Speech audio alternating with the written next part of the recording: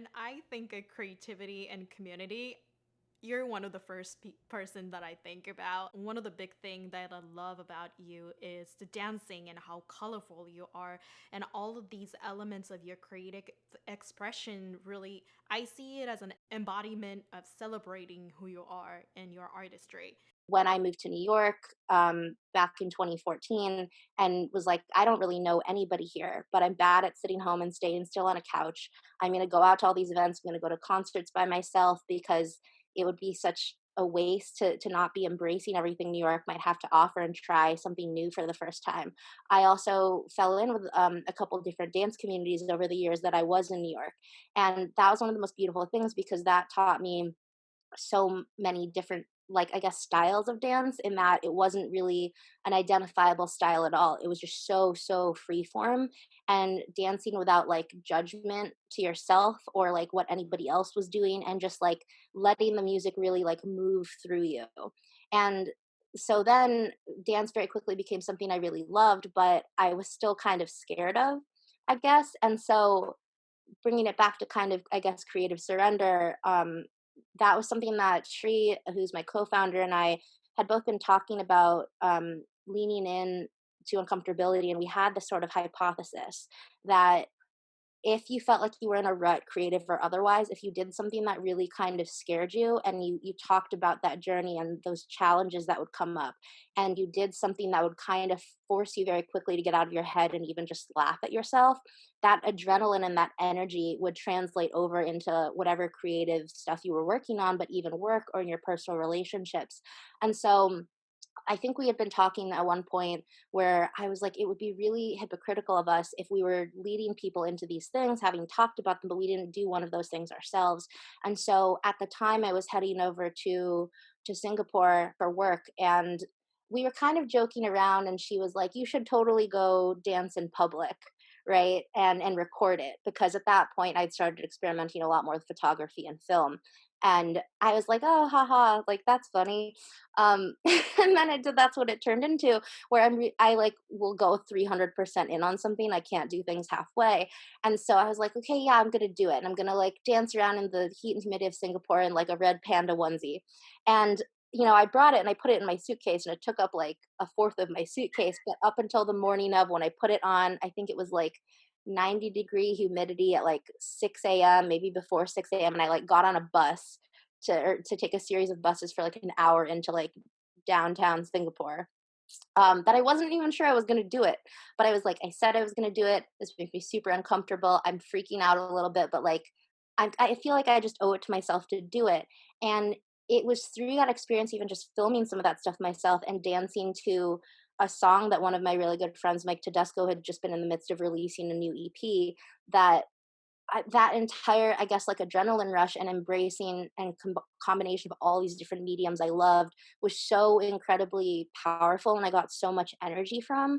And I was like, this is how like the rest of my life should be. Like every day I wake up, the people I'm around, the things that I work on, the things I'm creating and helping people create, like this needs to be the core of it. This is how I need to feel. And if I'm not feeling this way, then I need to be making a change. Like I won't settle for any less. Since then, it's been kind of the catalyst of really incredible things, of stepping into my own power, of all these new adventures and opportunities that have come up, that making that time for myself consistently to like have kind of a box you sort of work in and then burst out from, of I have guidelines to be spontaneous within and then break, has been so much fun to like also invite other people into, to collaborate and celebrate and connect with, and just like go on these crazy sort of adventures together that are like this insane maybe notion to go dance in public in a red panda onesie in a foreign country, which has been really fun to see and hold people's hands on and be like, let's step forward into this thing together. Like I know you're afraid and uncomfortable, but like on the other side of this, I think there'll be some really awesome things that will translate into your life and what you're working on, what you're creating, who you're meeting. And it's been really awesome and wonderful and humbling to see like where people have gone with it who have even touched parts of this. And I'm so grateful that like we got to connect at whatever intersect that point is in our lives, to see like where their story continues to evolve, whether or not it is a direct influence from us going on some random adventure together or having a conversation. I think that's what I've kind of been brought into the world to do, is to like, we're all influencing each other, sort of ripples outwards, but I want to leave more like good than I do anything else. I love it. And I'm so happy to hear that, what you said. This is how it should be, and I won't settle for less.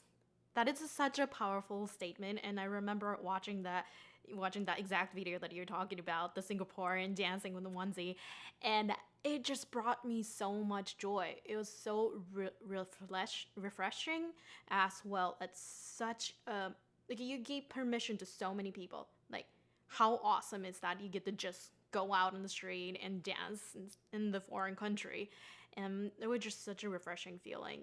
And another thing about creative surrender experience, it really give people the permission to try whatever. Like I remember, like, we went out for the park and singing and talking to strangers. Let's make up song, and it was terrifying, to be honest. Like, it was terrifying experience, but also afterwards, wow, what a beautiful intimate connection that we got to create. Yeah, and I'm so excited that you were able to be part of that even from the early stages. And you always, I hope I do too, we're always like, yes, no questions asked, like you're involved, I will be there. I really, really do appreciate that. And I'm glad because I remember like I was so, so proud of you. I was talking to Sri later where you I could see the uncomfortability and you gathering like the, okay, I'm gonna go do this, I'm gonna commit to this, like who do I want to go talk to explain this thing that I just experienced, and really just like speak from the heart, like, and be vulnerable with strangers, very like face to face. I feel like sometimes what we do, we're moderating a lot, or we're emceeing, or we're introducing people, and you're kind of like, I'm on a stage. But like when we were in that park, it was so powerful, I think, for both of us, where we were like, we're just here with people, like they have no idea and no context for why we're here, what we're doing. We're just gonna come over and start a thing and a conversation. I think it was this really beautiful thing of like connection that was both intentional but very, very like random and sporadic. And I think it was one of my like favorite days to have in New York, is one of my like last memories in the last few months that I was there. Mm-hmm. And the beautiful connection. And you're so great with creating connection. I am always in awe of how diverse the people around you. Not only like a race or age, or like people around you are like all over the place. So how do you keep meeting people, and how do you connect with all these people? I'm always like mesmerized by you. Thanks, Yuka. Um, I'm not entirely sure. I think it's just that I really, really love people and places, and I have, I guess, this fascination and curiosity, right, with a lot of things that are unknown, of like, you know, these are things I'm just really excited about, and I want to share.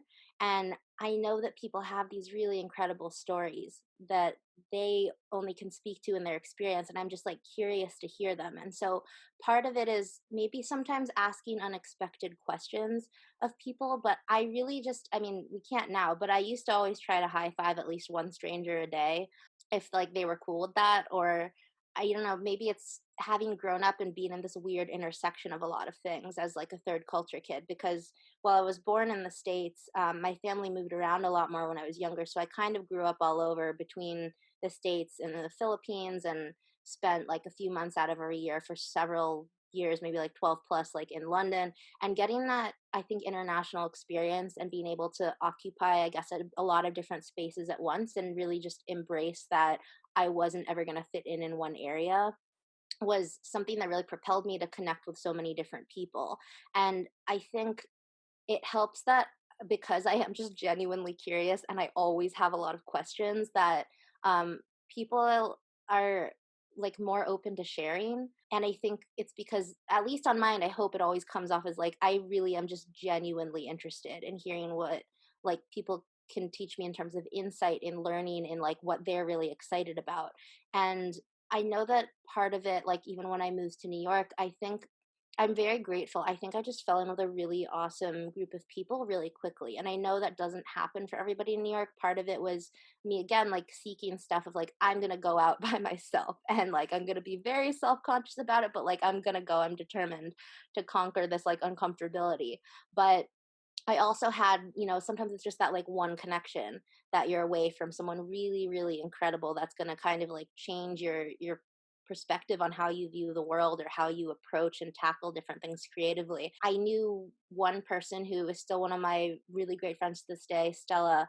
We had interned together in San Francisco when we were both still in school, and kind of kept in touch via social media. And when I was interviewing to come to New York after graduation for a new job, she'd already moved there, and we got to reconnect. And she's like, if you do get the job and you move here, like, please let me know. It was one of those really incredible things that I ended up moving towards the end of June, beginning of July, right around her birthday.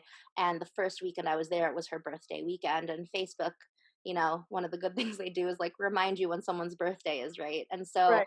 I got reminded. I shot her a text and I was like, I'm sure you're out celebrating. I'd love to get a drink or sometime later next week to reconnect and celebrate your birthday with you. But I hope you're enjoying the day. And she texted me back pretty immediately and was like, you should come meet us. We're on like a rooftop jacuzzi thing at this hotel in the meatpacking district. And I was just like, I don't know what any of that means, but I've unpacked my apartment. I did some stuff by myself. I would love to just say yes to this thing. And she told me afterwards, she was like, I'm really glad you showed up because I feel like most people wouldn't have showed up. And just jumped into this, like, I don't know anybody who's at this party.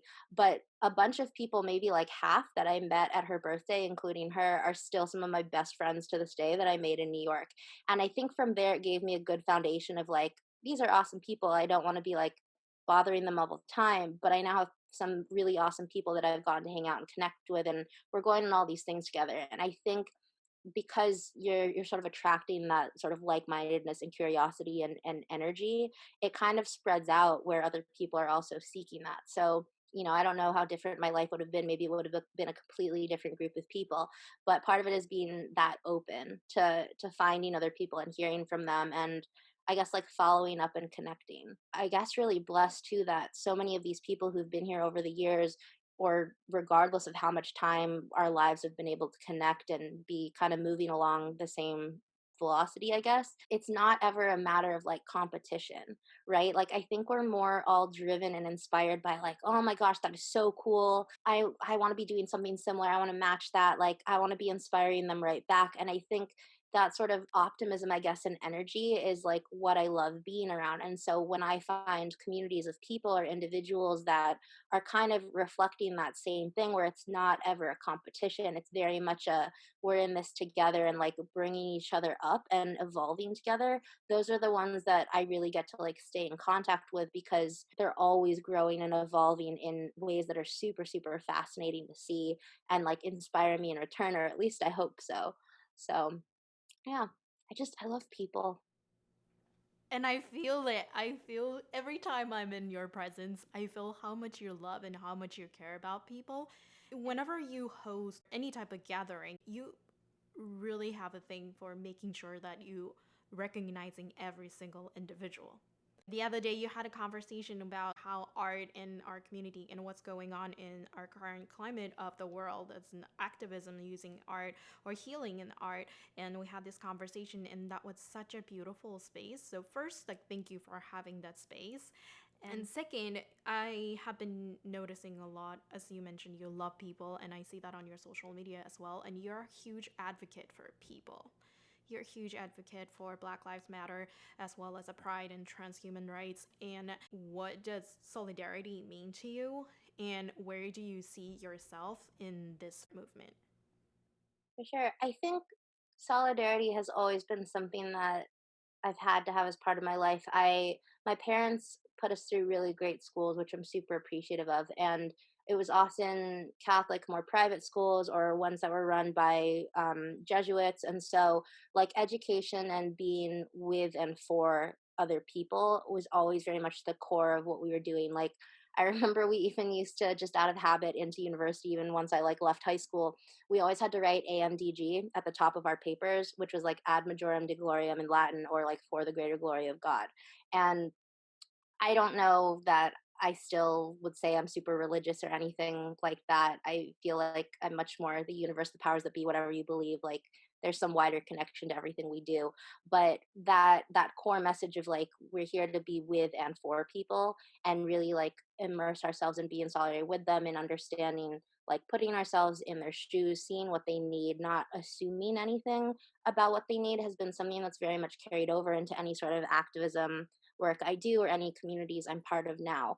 To be in solidarity with people right now, I think there's a lot of learning and unlearning and work that we really have to do. And so the week from now, months from now, I think it's very much a matter of sustainability to continue to be in solidarity and realize that this very much is sort of a lifetime marathon that will be the rest of our lives. There's not an end goal. Like once we do this thing or we do this set number of things on a list that we check off, that's it. Like we can stop. And I think that people aren't fully like recognizing that yet. At least not everyone is, or figuring out how to actually adapt that to be sustainable in their day-to-day lives, like today, next week, months from now, years from now. But I think when it comes to creativity, this is partly what we had been talking about last week when we were all chatting about like creativity and culture during this pandemic, during Black Lives Matter, during Pride Month, and how that kind of carries on beyond. And while I don't have any like 100% answers, because again, fluidity is really important to me.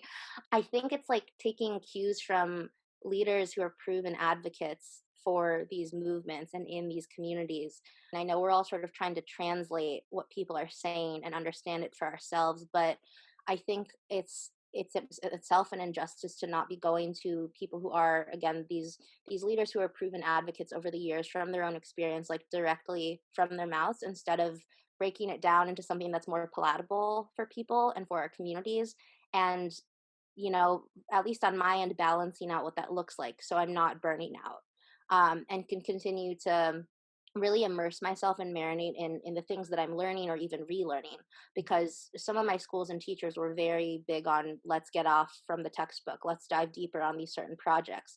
And it's never that I didn't think it was important, but when life comes at you, there's so many different things that are inputs that you're trying to categorize even in your brain. And so while I remember some of these things that I'm now relearning, like to deeper levels, being shocked by when I first learned about them when I was a lot younger, I can't say that those were ever front of my mind, top of mind every single day of the last few years.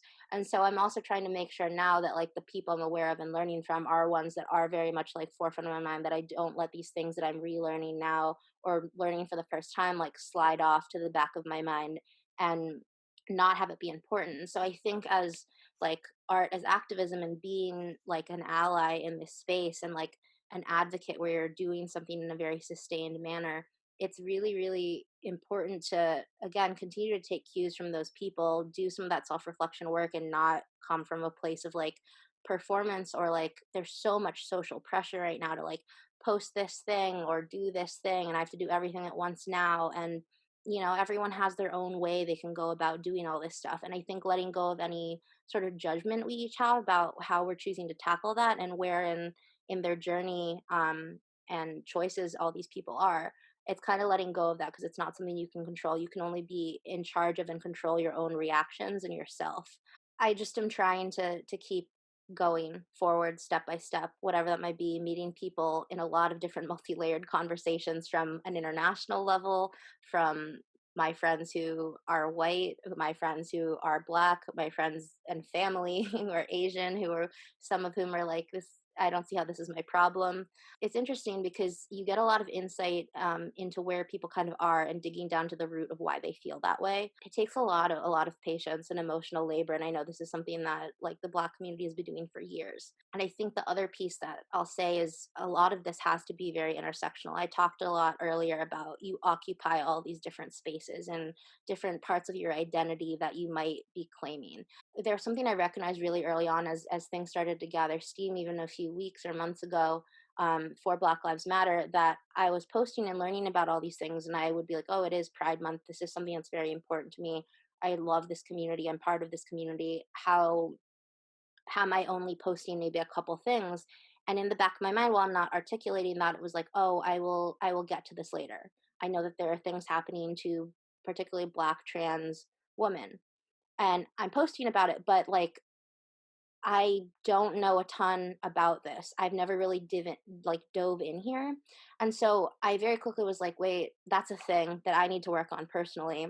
I need to go like learn more about this and educate myself and find leaders in this space and figure out what work needs to be done, because it very much is intersectional in that you can occupy all these different spaces at once. You can go and educate yourself on different things and pick your niche and figure out how you're helping. But like, I'm never, and even in like personal life beyond this, like I don't ever like feeling like I'm leaving someone behind or leaving someone out or excluding them.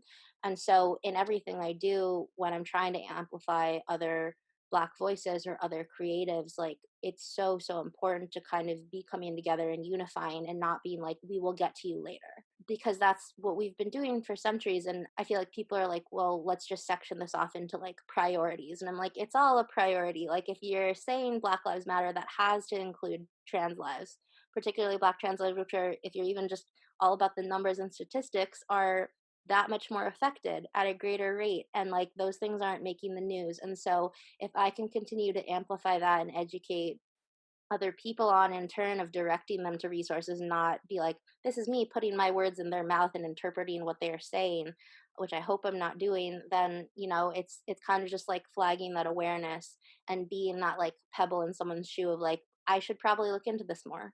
And I think that's all any of us can do, is not just like be silent and let things kind of die down.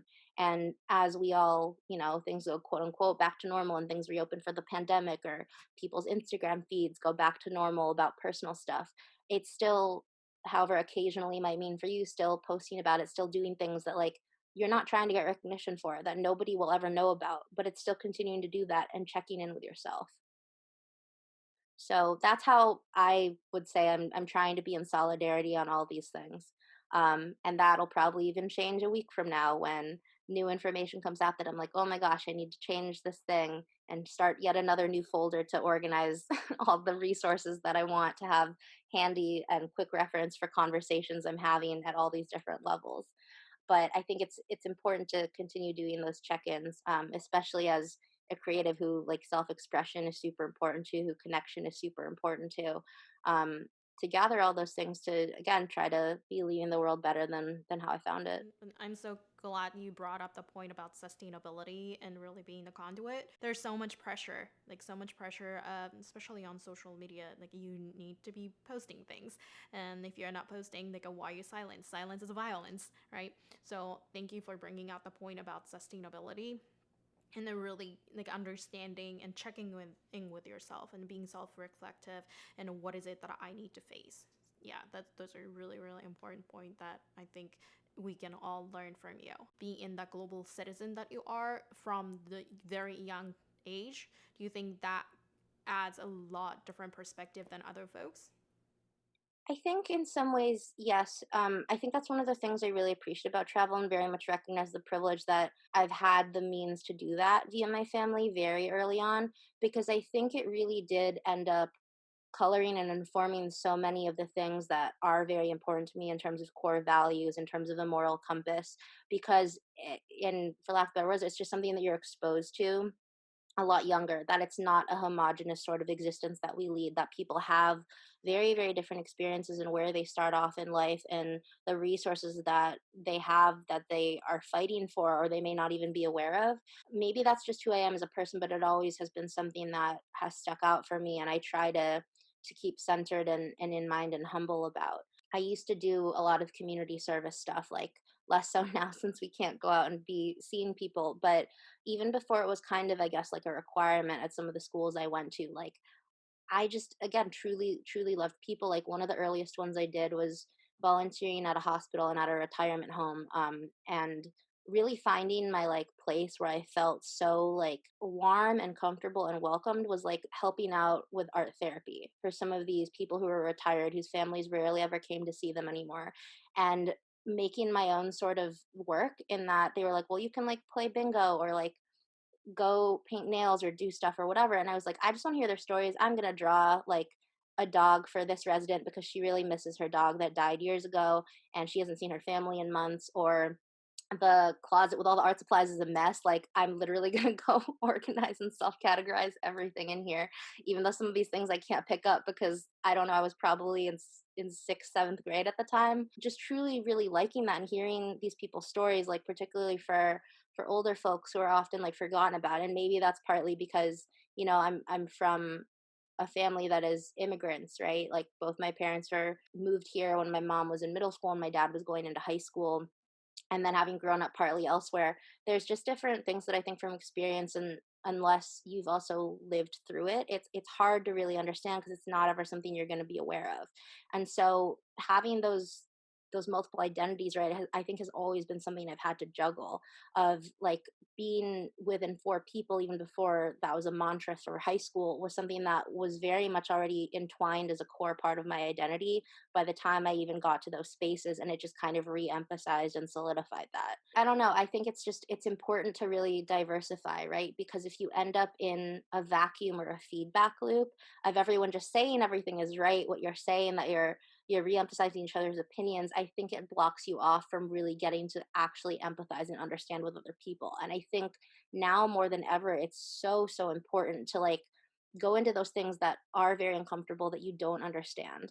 And like I love seeing how everyone's, at the protests, they're educating themselves, they're taking anti-racism courses, whatever it might be.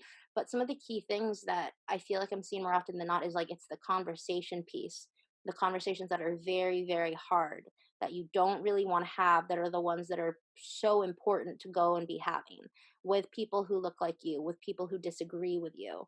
Um, and not getting super frustrated, because it really is a matter of like I need to have the patience and heart to try to understand where this is coming from, and not try to like uproot and change their entire life and be like you are wrong point blank, but understanding why they feel that way and kind of leading them. And I think something that I guess I've discovered too, and maybe it's because I've grown up so many places and just love hearing different people's perspectives, but oftentimes even amongst other people in the Asian community, like I might be here and they might be here. And like we're both trying to yank each other back and forth to wherever it is we're sort of standing. But what really has to happen is that you have to like meet somewhere and figure out, okay, like here's our point for today where we are able to meet and agree on. And let's like figure out how to step forward sort of together, instead of pulling each other back and forth to where we're already standing. When there's like a lot of work that needs to be done in between that. And again, none of this is an overnight solution or something that has an end date, like even months or years from now. So I'm really grateful that I have had the like childhood that I have to go to all these different places and have, I guess, service and being in community with people be so much a part of like how I grew up. And I think that's a really powerful thing, and I hope that more people are able to do that, especially when it comes to this topic, right? Of like my kid's too young for me to talk to them about race in the US. There are things that I definitely don't think I would be the person I am today if I wasn't exposed to such a huge variety of things very young. And I hope to continue to do so for the rest of my life and get to experience that with other people, because there's a lot of, I think, like assumptions that go around the same way. I think I've been saying like we need to be taking cues from leaders who are proven advocates in the space that we're trying to now also maybe occupy or identify with or empathize with. And it's the same way when I used to go on service trips. Like I am grateful for the people who led us into that, because it was never one of those performative things, right? Where it's like we're gonna go in and then post pictures of us like with all these kids in summer school who like can't consent or don't understand what this photo means or what we're doing it for. But it wasn't like we're gonna come here and we are going to build a well that this community didn't ask for, or this playground that in a few years is going to be falling apart, and they're not going to have the resources or means to try to fix, and they don't even really need it. And so it was really coming in again to at least start from a place of conversation of like, we don't want to assume anything, like what do you need, understanding that we are going to get way more out of helping them or offering our services than they are going to be getting from us. Like they're going to be teaching us so much more than we could ever have imagined until we are there face to face, hand in hand, like working together. Maybe that translates to the sustainability aspect of the things I try to do too. I don't like starting something and then being like, oh, cool, that was this thing that I did this one time and I'm never going to come back to it. It does such a disservice to the communities that are inviting you in and welcoming you often as like so much more than family right from the get-go, with like no judgment. I mean, I think I said it already, but you have to really work again to go and diversify and get out of where you're comfortable, where everyone is saying the same things as you are, or you're not using your voice and speaking up. That's a very long rambling way of saying yes, solidarity is very important. I love that. And yeah, thank you so much for always being the voice for everyone and really modeling what sustainability and what solidarity and in contribution and creativity looks like. And before I have a final question, which almost feel like you've answered it already, but how can people learn more about your work as an artist? How can people know about creative surrender? And how can people learn more about you? My website, portfolio, all that stuff is just my name. So it's amandakespiritu.com. I'm much more active on Instagram than I am on any other platform because I don't always love social media. But I love how there's the visual aspect of Instagram and getting to connect with all these people that I've met from all over the world. You're always welcome to slide into my DMs or reach out. I can't do my usual thing, which is I love doing coffee wander dates with people because we're all kind of land bound wherever it is we might be or hold up for the pandemic. So I hope everyone's staying safe and hopeful in this crazy time. But yeah, always here virtually, always have an unofficial list of people that I send like puppy pictures and memes and stuff to. So there's all of that. You're welcome to sign up for my newsletter. You're welcome to join any of the Creative Surrender events that we're doing, which are all on the Facebook page, or you can reach out to me for the next one for the Zoom link. In terms of that, like what we do for those is if you're not familiar with Pomodoros or work sprints, we provide sort of structure for people to be creative between. So 3 times a week for like 3.5 hours, we get together to work on whatever creativity is kind of leading us into that day, whether it's me throwing paint at things or doing a self-care session of like I should really go do my laundry for the first half of the sprint for 60 minutes. Like it's whatever you need to do, but it's really getting to come together with other creatives and make time for creativity and not for whatever it is you might be quote unquote working on ideally. So personal stuff for you, whether it's updating your website, cooking food, and just hanging out and still feeling that like intimacy I think we're all searching for while we're not able to like see people in person. And hopefully we'll be able to do those again in person once restrictions kind of lift and it is safe to do so again. But yeah, I'm always a big person on it's not an exclusive thing, it's an open invite, so anyone's welcome to come. And I look forward to seeing and learning more about what each person coming in is excited about. Thank you so much. Yeah, Creative Surrender and the Passion Sprint is such a beautiful space, and I haven't been able to go, but whenever I'm there, I love you guys have the dance break. It's so appreciative of that. Yeah, we're not for tunnel vision. Like the breaks are actual breaks. We'll do like a verbal check and then be like, cool. So like maybe this is a meditation break. Maybe this is a movement break. Like let's dance around to whatever song is stuck in our head for like 5 minutes. It's great. It's re-energizing. It truly is. So, again, one last question. What is your call to action for the world or people right now? I think right now it is to celebrate and collaborate and amplify and listen to Black voices, including but not exclusive to just like Black trans voices, but it's really celebrating all of the things that maybe we're really struggling with and finding celebration through grief because we're all grieving that there are opportunities we may have lost right now or things that we are supposed to be doing, but we can't keep just mourning that. We really need to be moving forward and celebrating the time that's unexpected in whatever way that we might have been given, um, and embracing like it more as an opportunity.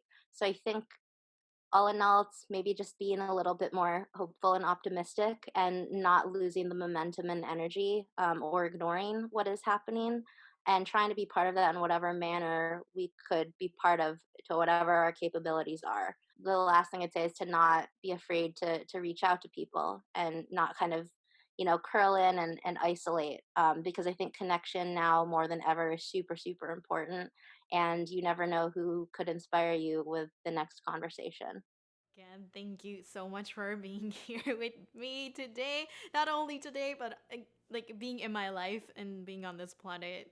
I am so grateful for you, and let's learn to receive our compliments from each other. And you're like, I'm ending this call now, so you Yeah, can't reflect it back to me. exactly. I'll be pausing. Stop it. Well, I received that. I'm super grateful for it. I send that back to you in equal measure. I'm really excited to continue to hear other creatives that you are talking to and hearing their perspective and insight during this crazy time we're all living in. I wish you well. As always, I'm sending you all the love and hugs and sunshine. I'm imagining that I'm hugging you right now as I hug myself. We're But Same. thank you for joining me in the hug. Thank you.